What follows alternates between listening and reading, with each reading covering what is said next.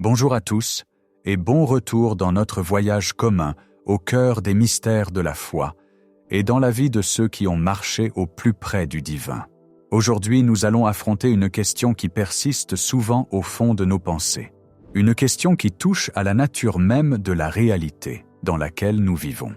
Et si nos yeux s'ouvraient soudainement pour voir le monde spirituel exactement tel qu'il est? Et si le voile qui sépare le visible de l'invisible était déchiré, ne serait-ce que pour un instant? Pour la plupart d'entre nous, le monde se résume à ce que nous pouvons toucher, voir et mesurer. Nos emplois, nos maisons, les gros titres de l'actualité, la circulation du matin. Nous vivons nos vies en supposant que ce plan physique constitue la totalité de l'existence. Mais les saints nous racontent une toute autre histoire. Ils nous disent que nous marchons sur un champ de bataille qui grouille de forces invisibles, un royaume où une grande guerre silencieuse est menée pour l'âme de chaque être humain. Aujourd'hui, nous explorons l'une des expériences les plus effrayantes, mais finalement pleines d'espoir, de Saint Padre Pio de Pietrelcina. Nous allons nous pencher sur un moment où le Saint-Esprit lui a permis de voir l'état du monde au cours du turbulent XXe siècle, non pas à travers une analyse politique ou sociale, mais à travers les yeux de l'esprit. Il a vu le ciel obscurci, non par des nuages d'orage, mais par des légions de démons encerclant la terre. C'est une image terrifiante, mais ce n'est pas là que l'histoire s'arrête, car aux côtés de ces ténèbres, il a vu la seule force capable de les contenir. Nous allons découvrir pourquoi Padre Pio appelait le rosaire son arme et comment il a vu une simple ligne de lumière formée par les prières de croyants comme toi et moi, se dressant comme l'ultime barrière contre la marée du mal. Pour comprendre la gravité de cette vision, nous devons d'abord comprendre l'homme qui l'a reçu et la position unique qu'il occupait dans l'histoire spirituelle de l'Église. Padre Pio n'était pas simplement un saint homme qui priait dans un cloître tranquille, c'était un mystique qui vivait dans un état d'exposition surnaturelle constante. Dès son plus jeune âge, le surnaturel lui était aussi naturel que le lever du soleil. Il conversait avec son ange gardien, il voyait notre Seigneur et la Sainte Mère, mais il a aussi affronté la dure réalité de l'ennemi. Pour Padre Pio, le diable n'était pas une métaphore d'un mauvais comportement, ou un symbole de la psychologie humaine. Le diable était une intelligence personnelle réelle, vouée à la destruction de la création de Dieu. Tout au long de sa vie au monastère de San Giovanni Rotondo, les autres frères entendaient souvent des bruits terrifiants venant de sa cellule la nuit. Le fracas de meubles, des cris gutturaux et les bruits d'une bagarre physique. Le lendemain matin, ils trouvaient le frère couvert de bleu et en sang, épuisé par un combat à la fois physique et spirituel. Il connaissait intimement les tactiques de l'ennemi. Il savait que le but ultime de ces esprits ténébreux était d'engendrer le désespoir, de séparer l'humanité de l'amour du Père et d'inciter au chaos parmi les nations et les familles. Donc, quand nous disons que Padre Pio a eu une vision de démon, nous ne parlons pas d'une hallucination ou d'un cauchemar. Nous parlons du rapport d'un soldat vétéran qui a passé chaque jour de sa vie sur les lignes de front de cette guerre invisible. Il voyait le monde avec les yeux de quelqu'un qui avait reçu les stigmates, les plaies du Christ, qui servaient de rappel constant que le prix de notre salut était le sang et que la bataille pour les âmes est l'affaire la plus sérieuse de l'univers. Il existe un récit spécifique qui met cette réalité en lumière de manière nette et terrifiante. Un soir, Padre Pio se tenait à une fenêtre ou sous une véranda, regardant le paysage alors que le soleil se couchait. Pour un observateur occasionnel, c'était une soirée paisible en Italie. Les collines étaient calmes, l'air se rafraîchissait et le monde semblait au repos. Mais l'expression de Padre Pio changea radicalement. Un air d'horreur et de profonde tristesse envahit son visage. Un enfant spirituel ou un frère présent lui demanda ce qui n'allait pas. Padre Pio, tremblant, fit un geste vers l'horizon et le ciel. Il révéla que si l'œil humain pouvait voir l'air tel qu'il est vraiment, nous mourrions de peur. Il décrivit une scène où le ciel était littéralement obscurci par une multitude de démons. Il les voyait comme un essaim d'esprits sombres, si nombreux qu'ils bloquaient la lumière du soleil. Ils encerclaient à la terre, cherchant chaque ouverture, chaque faille dans l'armure de la vertu humaine, chaque péché inavoué, chaque moment de désespoir pour s'y introduire et faire des ravages. C'était au cours du XXe siècle, une époque d'effusion de sang sans précédent. 2 guerres mondiales, la montée des idéologies athées et l'effondrement de la cellule familiale. Ce que les historiens voyaient comme des changements géopolitiques, Padre Pio le voyait comme la manifestation de cet encerclement démoniaque. Il voyait que ces esprits ne flottaient pas simplement au hasard. Ils étaient actifs, agressifs et organisés. Ils chuchotaient aux oreilles des dirigeants, semaient la discorde entre mari et femme et tentaient la jeunesse vers des voies d'autodestruction. La vision était une révélation de l'ampleur absolue de l'opposition à laquelle nous faisons face. C'était un rappel que le mal que nous voyons aux informations n'est souvent que le symptôme physique d'une infestation spirituelle bien plus profonde. Cependant, si nous arrêtons l'histoire là, il ne nous reste que la peur et Dieu ne révèle jamais les ténèbres à ses saints pour les laisser dans le désespoir. Il les révèle pour les appeler à l'action et pour leur montrer le remède. Dans ce même moment de clarté terrifiante, ou peut-être dans les nombreux enseignements qui ont suivi, Padre Pio commença à parler de la force contraire. Il comprenait que contre une armée d'anges déchus aussi vaste et organisée, la force humaine est totalement inutile. Nous ne pouvons pas déjouer un démon. Nous ne pouvons pas vaincre par l'argumentation le père du mensonge. Et nous ne pouvons certainement pas mener une bataille spirituelle avec des armes physiques. Mais Padre Pio vit que Dieu avait fourni une arme d'une puissance infinie, d'une apparence trompeusement simple. Il fouillait souvent dans la poche de sa bure, sortait son chapelet et disait à son entourage « Aimez la Madone et priez le rosaire », car son rosaire est l'arme contre les maux du monde d'aujourd'hui. Il ne l'appelait pas une dévotion ou une habitude, il l'appelait une arme. Dans sa vision du combat spirituel, le rosaire n'était pas une répétition passive de mots. C'était une épée, c'était un bouclier. Il voyait que lorsqu'un croyant prie le « Je vous salue, Marie », un éclair de lumière jaillit dans le royaume spirituel. Il voyait que les démons, qui sont des créatures d'un immense orgueil, reculent à l'agonie devant l'humilité de la Vierge Marie.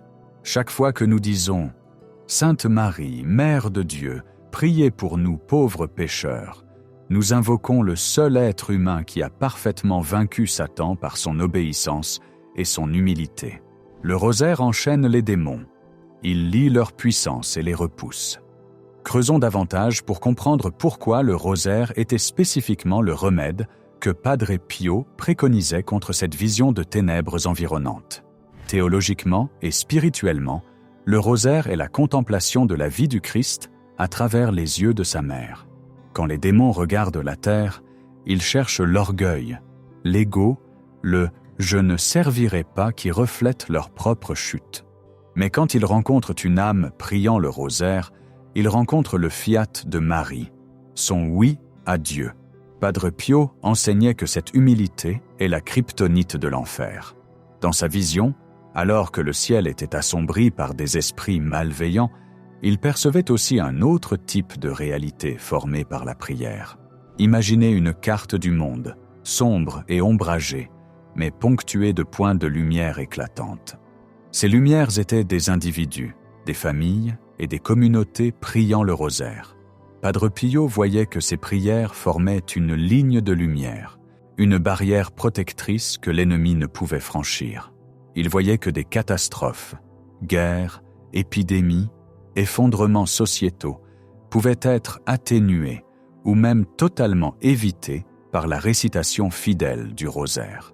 Ce n'était pas de la magie, c'était la loi du royaume spirituel. Dieu a ordonné qu'il agisse dans l'histoire à travers les prières de son peuple. Quand nous prions, nous autorisons le ciel à intervenir sur terre. Padre Pio disait souvent qu'il pouvait tout demander au Seigneur s'il avait son chapelet. Il se voyait comme un mendiant, demandant l'aumône au nom du monde. Et le rosaire était la coupe dans laquelle Dieu versait sa grâce. Il existe d'innombrables anecdotes de la vie de Padre Pio qui illustrent cette puissance en action, passant de la vision globale au miracle personnel. Une histoire frappante concerne un homme qui était possédé, ou du moins profondément oppressé par un esprit démoniaque. Il fut amené au monastère en hurlant et en montrant une force bien au-delà de sa capacité naturelle. Il fallut plusieurs hommes pour le maintenir. L'atmosphère était lourde de peur et de tension. Padre Pio ne s'engagea pas dans un concours de cris avec le démon. Il ne s'appuya pas sur sa propre sainteté. Il commença simplement à prier le rosaire. Alors qu'il égrenait son chapelet, l'agitation violente de l'homme commença à s'apaiser. C'était comme si des chaînes invisibles s'enroulaient autour des ténèbres en lui. Lentement, les cris se transformèrent en gémissements, et les gémissements en silence. Finalement, l'homme s'effondra, épuisé, mais complètement libre et en paix. Quand on lui demanda plus tard comment il avait fait, Padre Pio leva simplement son chapelet. Pour lui, le rosaire était un outil d'exorcisme accessible à tous. Il nous a montré que nous n'avons pas besoin d'être des mystiques pour repousser les ténèbres, il suffit d'être fidèle à cette prière. Il voyait le rosaire comme une corde de sauvetage qui tire les âmes hors de l'abîme. Dans un autre cas, pendant la Seconde Guerre mondiale, les gens étaient terrifiés par les bombardements qui dévastaient l'Italie. Padre Pio assura aux habitants de San Giovanni Rotondo qu'aucune bombe ne toucherait leur ville. Il les exhorta à trouver refuge dans le rosaire. Et en effet, malgré la destruction tout autour d'eux, la ville resta sauve. Des pilotes rapportèrent plus tard avoir vu un moine dans le ciel étendre ses bras, les empêchant de larguer leurs charges ou détournant leurs avions. Bien que cela semble légendaire, cela s'aligne parfaitement avec l'enseignement de Pio. La prière crée une réalité spirituelle qui impacte le monde physique.